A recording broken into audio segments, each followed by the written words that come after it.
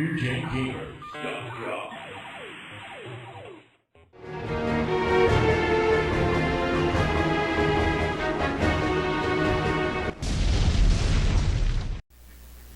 I think London looks the most entertaining. Let's give that a shot, shall we? That actually looks like a pretty easy set to get. Yeah? 50,000, 200,000? Oh yeah. That should be fairly easy to get. And there's piles of verts, Mm-hmm. and seeing as you are Vert Master Z, you ought to be able to run through this no problem. True. Now, do you want to give us an idea of what differentiates this? From the other Tony Hawks? Yeah. What made this worth getting for the original Xbox? I think Yeah. the, 4 extra boards? And the fact that you could have slightly better graphics for the, Oh yeah, because Tony Hawk 2 does look... 1 and 2 look a lot better on this one. well, not just... They seem like they're not just... Well, they probably are just reskinned... Right. But 1 looks considerably better on this one. I mean... Well, I don't believe Tony had any definition in his face. Right. In the original PlayStation version. Plus, there was that whole, aliens thing on the Roswell level, and you couldn't really tell who or what was going on there. And in this, you can. Yeah, it's a lot easier to pick it up. Just like those digits you just did.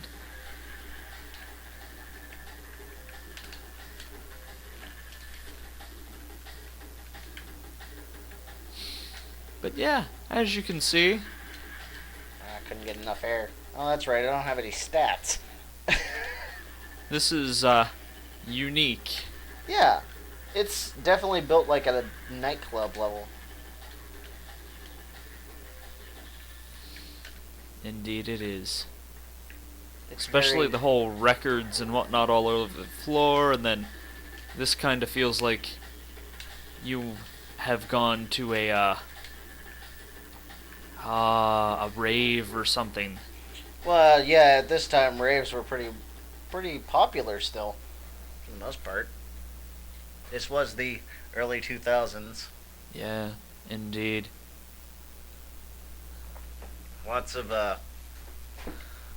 things were being consumed back then that probably Shouldn't be consumed. Yes. We're not judging though. We're not judgy people, really? I kind of thought we were judgy. Are we judgy? I don't know. I don't think we're judgy. Fair enough. We'll go with not judgy. Not judgy. Because I don't care. You can do whatever the hell you want with your own body. But half the fun in this game was finding where all the stuff was, I thought. And Oh yeah, that's one of the main things about Tony Hawk is at least these early Tony Hawks. seeing as you had 4 levels that you couldn't get anywhere else, Yeah. I think that's kind of a big deal. Plus, once you found the stuff, you had to find a way to get to it. And that was... That's where the challenge comes in.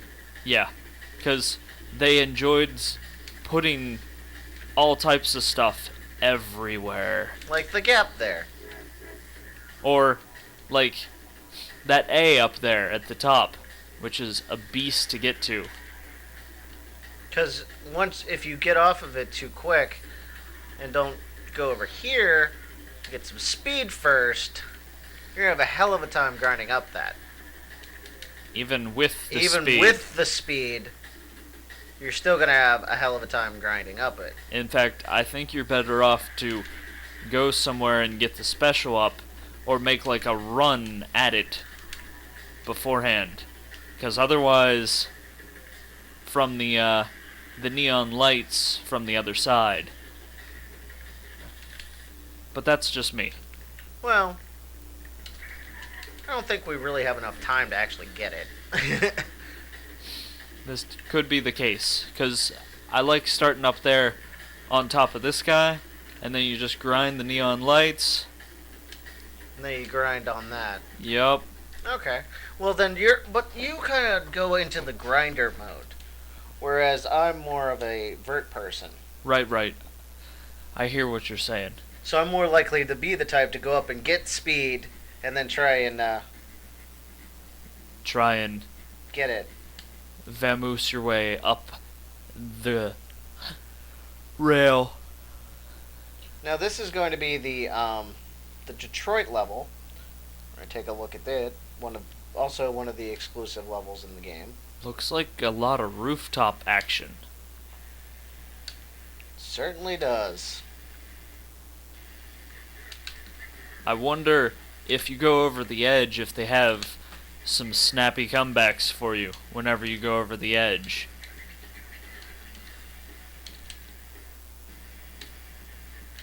Nice one.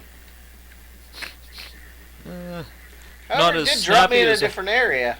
Not as snappy as I was hoping for, but I believe it made my point. Yeah, it still worked. Yup. And I thought we were gonna die there.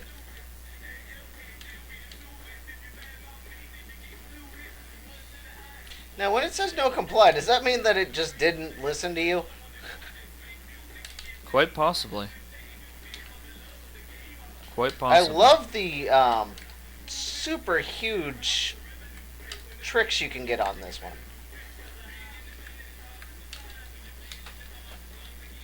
Well, that almost worked. Well, as long as you don't faceplant, you can get those super huge tricks. And goodbye. Out of bounds. You know, they were snappier before. I recall them being snappier. Of course, maybe that was because we were having such issues with the game back in the day. And we were like, oh, we need to get to the place. And then it would give us the sass. There's a lot of different lines up here. I mean, you can kind of... I caught the Kind of chimney. faceplant right into the roof for the chimney.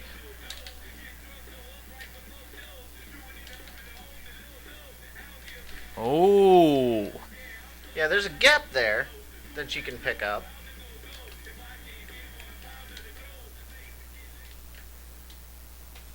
Oh, chimney action. Well, do you think we've looked at this enough? Yeah. You think it's time to move on? Yeah, I think this was a nice little run through on Tony Hawk Pro Skater 2. And we're going to move on to our next title. Sounds like a plan. Continuing on, folks. We're taking a look now at Dark Watch for the original Xbox. This is a first-person shooter from High Moon Studios and Capcom. Now, whereas it has great cutscenes in the beginning, we've had some issues with it freezing on us from time to time, so figured we'd skip that. That's fair enough. Well, we're also continuing on, aren't we, from the save file? Yeah. Okay. Now this is kind of surprising because you don't see a lot of first-person shooters from Capcom. No, in fact, I honestly can't think of one. neither can I. I can think of a lot of third-person shooters from Capcom. Like your Resident Evils and... Your Devil May Cry and... Yeah. Yeah. But... A lot of third-person games, but you don't see a lot of first-person shooters. Now, another interesting note on High Moon Studios is they were originally part of Sega Sammy when they had their merger. And basically, the company went from making pachinko games to making this. Quite a change. Yeah. Crossbow? Crossbow? Grab Ooh. that. I'd switch out the Redeemer. Yeah. Now, you get a variety of different weapons in this game. And like, how? there's your pistol, and now he's bringing out the crossbow. This is the first time we've seen the crossbow in this playthrough. You're at full health, you don't need that. Oh, the crossbow has exploding fire arrows. I likey.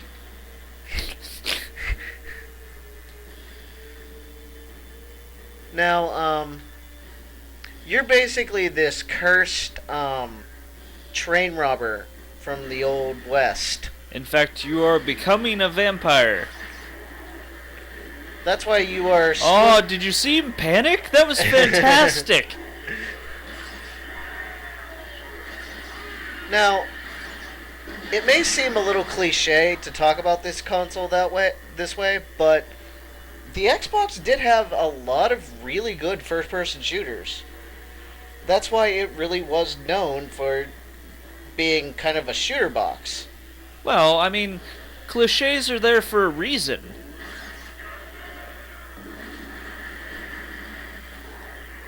I mean, honestly, this is fantastic. And we're actually going to be taking a look at a few more good shooters here before we close it out. Indeed we are. And if you think about it, the controller's really well set up for the first-person shooter genre.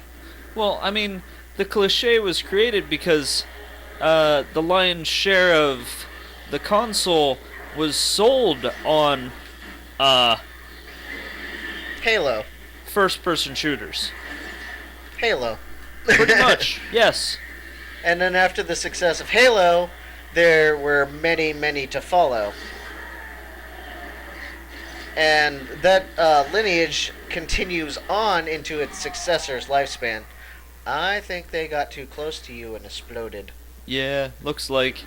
That's okay, though. Well, now we can show off the pistol. Show him the rapid fire. I don't think I get... The other one to click the hammer? Yeah. So I do still get the hammer action. Yeah. Alright. When you have the pistol, you can quick draw the hammer. Like an old West gunslinger. Which is so fantastic and ridiculous all at the same time.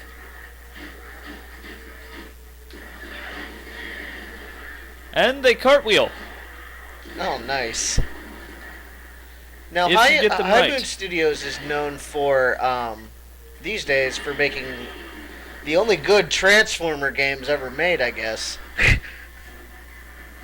They made War for Cybertron and the one for the third movie. What was that? Dark Side of the Moon or something? Dark of the Moon? I don't know.